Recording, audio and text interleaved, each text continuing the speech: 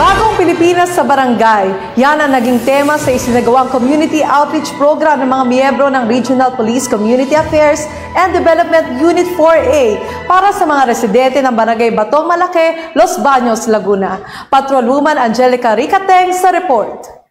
Ng pagdiriwang ng EDSA People Power Revolution, nagsagawa ng Bagong Pilipinas sa Barangay Community Outreach Program ng Regional Police Community Affairs and Development Unit 4A na pinangunahan ni Police Major Noel Valdez, Section Chief ng Community Affairs Development.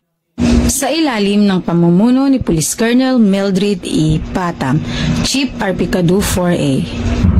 Katuwang ang mga kapulisan ng Regional Mobile Force Battalion 4A, Los Baños Municipal Police Station at may Brothers Keeper Provincial Coordinator Pro 4A para sa mga residente ng Barangay Batong Malaki, Los Baños, Laguna nito lamang Pebrero 24 taong kasalukuyan. Sa aktibidad na ito ay nagkaroon ng pagbabahagi ng salita ng Diyos na pinangunahan ni Pastor Juni Austero ng My Brothers Keeper Philippines 4A, pagbibigay kaalaman patungkol sa kontra-terorismo na binigyang diin ni Police Major Noel Valdez, Drug Prevention, Education and Control at RA 9262 o Violence Against Women and Their Children Act of 2004 na tinuro naman ng RMFB-4A at tauhan ng Los Baños Municipal Police Station.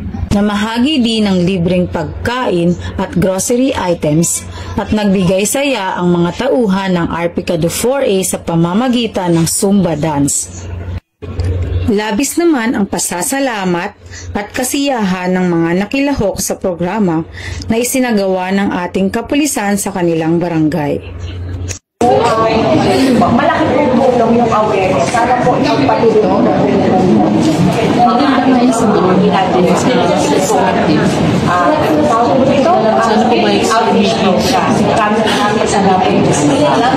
sa Bagong Pilipinas sa Barangay.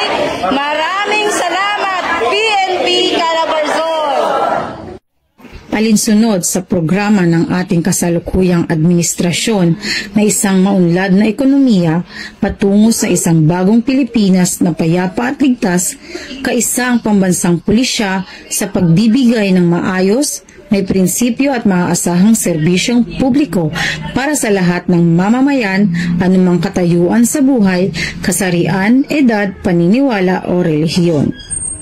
Mula rito sa Barangay Batong Malaki, Los Baños, Laguna, ako ang Police News Network Correspondent, Patrolwoman Angelica Ricateng. Alagad ng batas, tagataguyod ng balitang kinis. Maraming salamat, Patrolwoman Teng. At